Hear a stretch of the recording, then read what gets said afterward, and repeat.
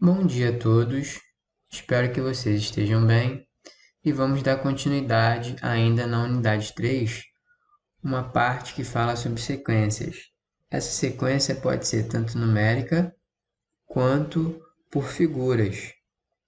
Então observe só, nós temos aqui o canteiro 1, canteiro 2, canteiro 3 e o canteiro 4. No canteiro 1 eu tenho 3 flores.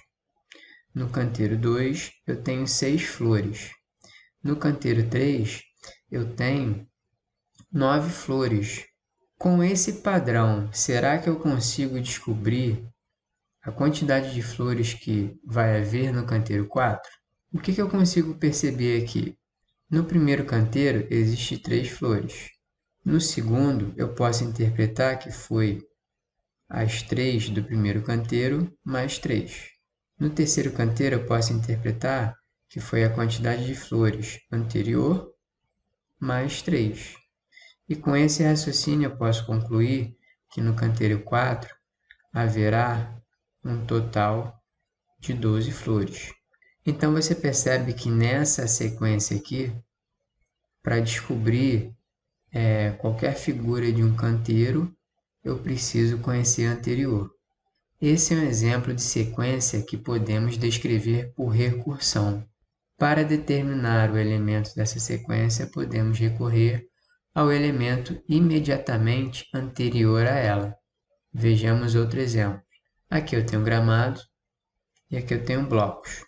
Na primeira figura aqui, eu tenho um bloco. Na segunda, tenho 4. Na terceira aqui, tenho 9. E na quarta aqui, eu tenho 16. Será que eu consigo descobrir quantos blocos terá na quinta figura?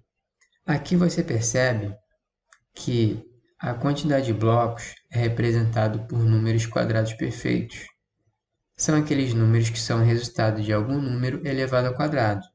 Por exemplo, aqui na primeira foi 1 ao quadrado, na segunda, 2 ao quadrado, na terceira, 3 ao quadrado, na quarta, 2 ao quadrado.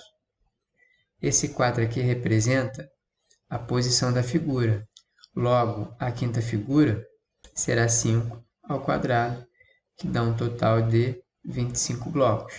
Você percebe que essa sequência aqui, diferentemente da primeira que nós vimos, a gente não precisa saber da anterior.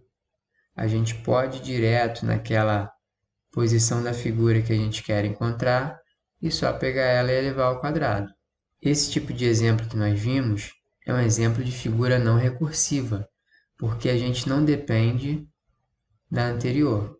Uma sequência pode ser descrita de maneira recursiva, que foi o exemplo da primeira figura, e não recursiva, que foi o exemplo da segunda figura. As sequências podem ser finitas ou infinitas. Finitas tem fim, finitas não tem fim. Observe agora essa sequência aqui, ó. Na figura 1, eu tenho 3 pontos. Na figura 2, eu tenho 5 pontos. Na figura 3, eu tenho 7 pontos. Então, vou botar aqui, ó, figura, pontos. Na primeira figura, eu tenho 3 pontos. Na segunda figura, eu tenho 5 pontos.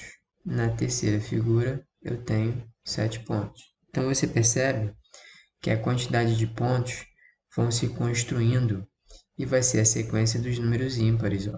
Observa, 3, 5, 7. Então, a próxima será 9 pontos, a próxima será 11 e assim por diante. Você percebe que foram acrescentados 2 pontos nas figuras imediatamente depois. Ó. Pega a quantidade da anterior, acrescenta mais 2 pontos, tá vendo? A anterior era formado por essa quantidade aqui, ó.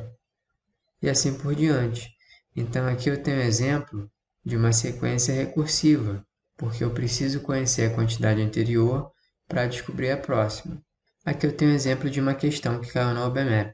As mesas da cantina da escola são quadradas, e ao redor de cada uma delas cabem 4 cadeiras, como mostra a figura da esquerda. Quando duas mesas estão juntas, há lugar para 6 cadeiras, como na figura direita. Então aqui você tem a imagem ilustrada aqui, ó. Com uma mesa tem 4 lugares. Com duas mesas juntas aqui, ó, eu tenho 6 lugares. Para a festa do Dia das Crianças, as professoras juntaram 10 mesas que haviam na cantina, formando uma única mesa comprida, como foi falado que elas se juntam. A pergunta é: quantas cadeiras puderam ser colocadas ao redor dessa mesa comprida? Então vamos fazer um quadro aqui, ó. Mesa, cadeira. Quando eu tenho uma mesa, eu tenho 4 cadeiras.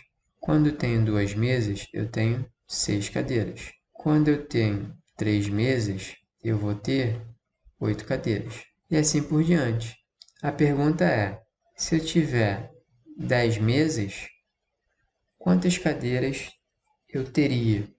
Ou se ele perguntasse: quando eu tiver 50 mesas, quantas cadeiras eu teria? Será que existe como a gente descobrir um padrão para descobrir qualquer quantidade de cadeira ou qualquer quantidade de mesa sem precisar conhecer a anterior? Se você for fazendo, escrevendo, você vai observar que quando tiver 10 mesas, você terá um total de 22 cadeiras. Isso daqui já é a resposta do problema. Mas aqui eu perguntei uma outra coisa. E se eu tiver 50 mesas? Será que você vai escrevendo, escrevendo, escrevendo até chegar a 50? Se for um número maior.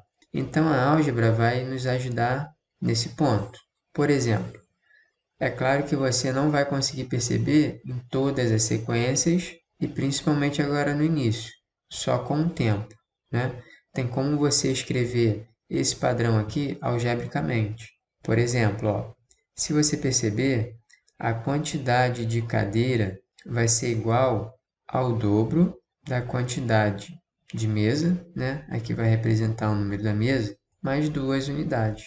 Eu posso representar aqui cadeira por C igual a 2 vezes M, que eu posso chamar aqui a quantidade de mesa, mais 2.